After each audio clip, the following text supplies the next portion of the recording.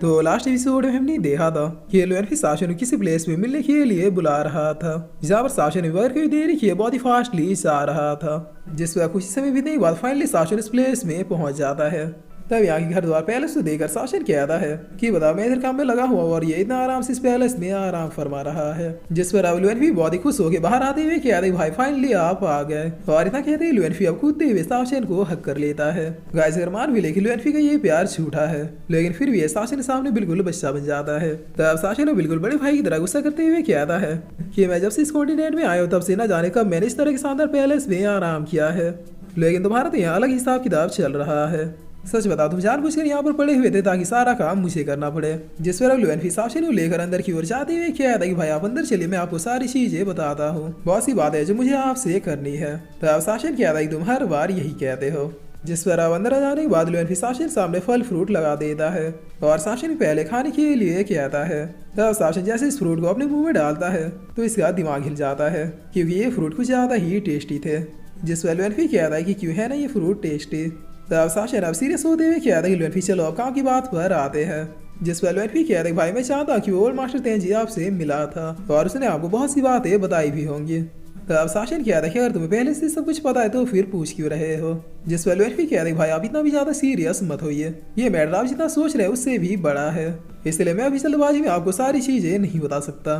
तब शासन कहता है कि अगर ऐसी बात है तो फिर तुमने मुझे बुलाया क्यों। जिस पर लुएनफी कहता है कि वो इसलिए क्योंकि अगर ओल्ड मास्टर तेंजी आपसे कांटेक्ट किया इसका मतलब उसका प्लान शुरू हो चुका है। अगर मैं आपको अभी कुछ चीजें नहीं बताऊंगा तो शायद इन बातों को बताने के लिए बहुत ही देर हो जाएगी। तब शासन कहता है कि लुएनफी बातें घुमाना बंद करो और मुझे क्लियरली बताओ कि आखिर यहाँ पे चल क्या रहा है। जिस पर लुएनफी कहता है ठीक है भाई मैं आपको सारी चीजें बिल्कुल स्टार्टिंग से बताता हूँ। और इतना कहते लुएनफी यहाँ का पूरा माहौल ही चेंज कर देता है। तब शासन आसपास देखते हुए कहता है कि आखिर ये कौन सी जगह है, क्या ये किसी दौर की शुरुआत है। जिस पर लुएनफी कहता है भाई ये तब का दौर है जब सेंसिटिव कॉन्टिनेंट एग्जिस्टेंस में भी नहीं आया था। इस समय में भी ना तो कोई रिलम क्रिएट हुआ है और ना ही कोई लिविंग क्रिएचर का जन्म हुआ है। तब शासन कहता है कि ये तो लाखों करोड़ साल पहले की बात है, तुम मुझे यह भी क्यों दिखा रहे हो। जिस पर लुएनफी कहता है भाई आप बस गौर से देखते जाइए। तब इधर हम देखते हैं समय बीतने के साथ साथ इस अनंत ब्रह्मांड में किसी पावर किसी उल्का पिंड टकराने की वजह से एक बहुत ही बड़ा एक्सप्लोजन होता है और इसी एक्सप्लोजन से क्रिएचर का जन्म होता है, जिसके बारे में बता दे लुएनफी कहता है भाई ये फर्स्ट क्रिएचर है जिसका जन्म इस पूरे अनंत ब्रह्मांड में हुआ है। तब शासन कहता है कि ये तो हेवनली और कॉस्मिक पावर का कोई सोल लग रहा है। जिस पर लुएनफी कहता है कि जी भाई अभी ये सिर्फ एक एनर्जी का पुतला है, लेकिन देखते जाइए आगे क्या करता है।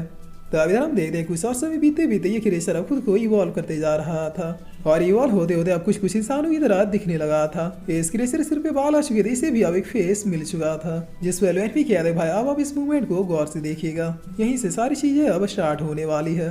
तब शासन कहता है कि मैं देख रहा हूँ लुएनफी ये क्रिएचर इवॉल्व होकर इंसानी फॉर्म में आने लगा है। जिस पर लुएनफी कहता है कि बिल्कुल अब आप उसके फेस को देखिए।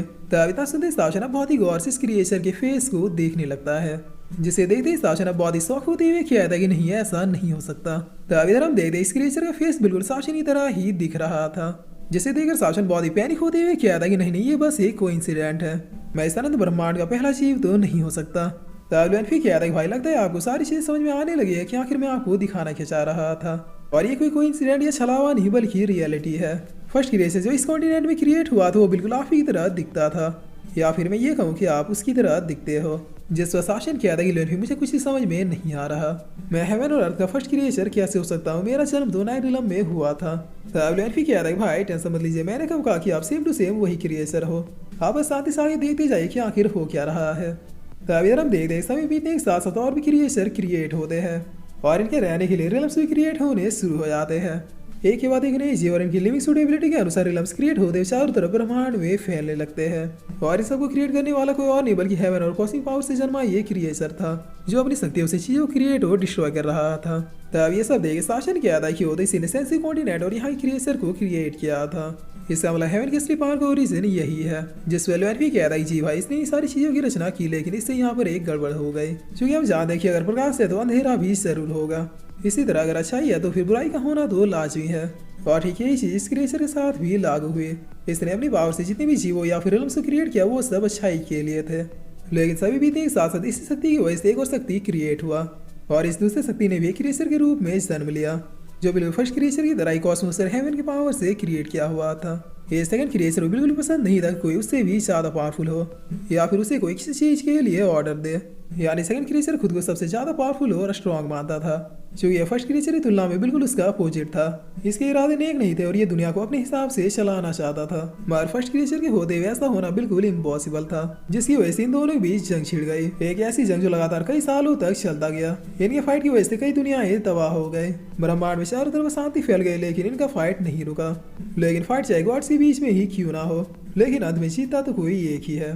बिल्कुल इसी तरह इनकी फाइट का एक नतीजा निकला, और वो नतीजा ये था कि पहली बार फर्स्ट क्रिएचर किसी से डिफीट हुआ। सेकंड क्रिएचर ने इसे डिफीट करने के बाद सीधे से अपनी सील में कैद कर लिया, ताकि कभी ये दोबारा इस दुनिया और सेकंड क्रिएचर रास्ते में ना आने पाए। जिसके बाद सेकंड क्रिएचर इस पूरे वर्ल्ड का सॉर्सरर बन गया, और इसे पावर की वजह से इसका नाम हेवनली दाव पड़ा, क्योंकि हेवन की सारी पावर अब इससे ही बिलोंग करने लगी थे। और फर्स्ट क्रिएचर जिससे सब कुछ शुरू हुआ था, लोगों ने उसे ओरिजिन ऑफ हेवन का नाम दिया, क्योंकि अब हेवनली दाव को रोकने वाला कोई भी नहीं था।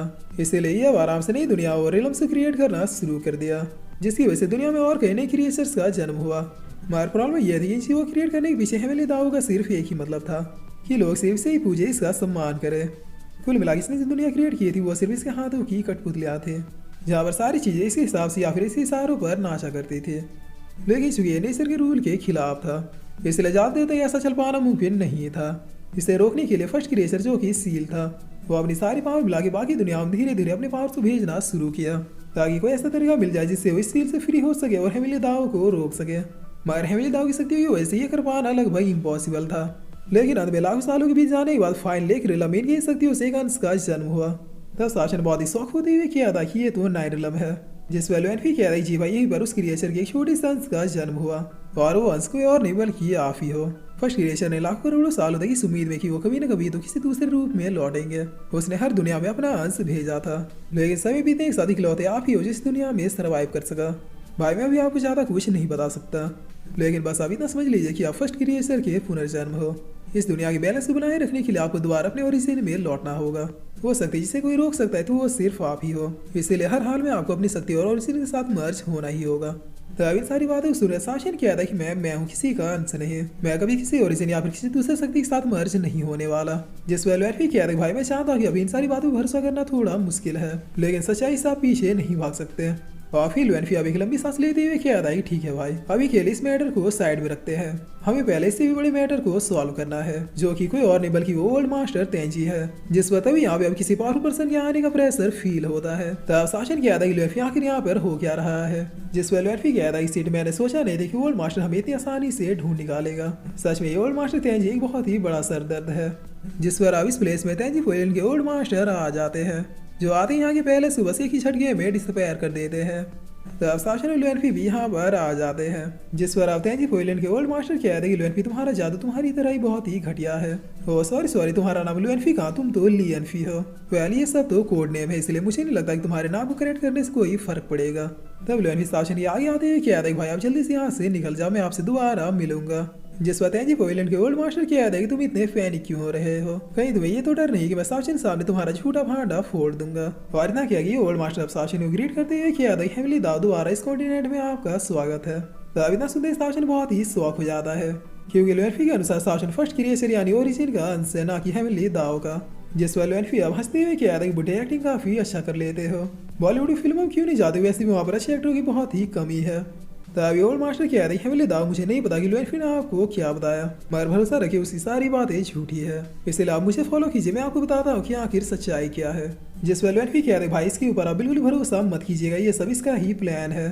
तब शासन कह रहे तुम दोनों ने मुझे एक बहुत ही बड़ी उलझन में डाल दिया है। लुएनफी तुम कह रहे हो कि मैं ओरिजिन का अंश हूँ, लेकिन ये तो कह रहा है कि मैं हेवनली दाव का अंश हूँ, लेकिन आखिर तुम दोनों सही कैसे हो सकते हो। जिस पर लुएनफी कह रहा है भाई क्या आप मुझसे शक कर रहे हैं। तो शासन लुएनफी को रोकते हुए कह रहा है कि मैं बताता हूँ कि आखिर मैं हूँ कौन।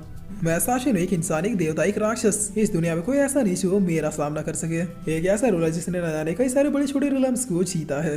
अगर सही मायने में पूछो तो ना तो मैं किसी का अंश और ना ही किसी का पुनर्जन्म, मैं हूँ the one and only most powerful सर्वशक्तिमान फिजिकल सुप्रीम लॉर्ड, जिसे किसी दूसरे की रेपुटेशन या फिर नाम की जरूरत नहीं है। तब लुएनफी कह रही भाई प्लीज।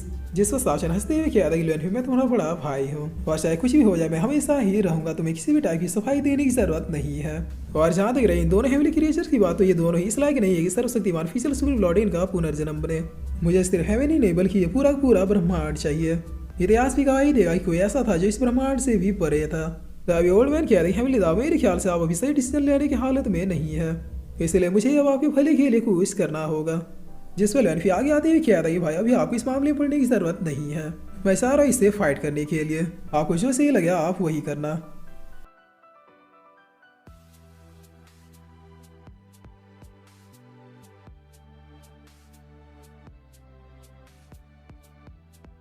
और फिर इसी के साथ ही एपिसोड यहीं पे खत्म होता है। तो गाइस आपको और आपके पूरे परिवार को नए साल की बहुत बहुत शुभकामनाएं। मुझे यकीन है कि आप लोग इस साल जो अचीव नहीं कर पाए वो नए साल में ज़रूर कर लेंगे। वेल मैं भी जा रहा हूँ, मुझे कल की पिकनिक की तैयारी करनी है।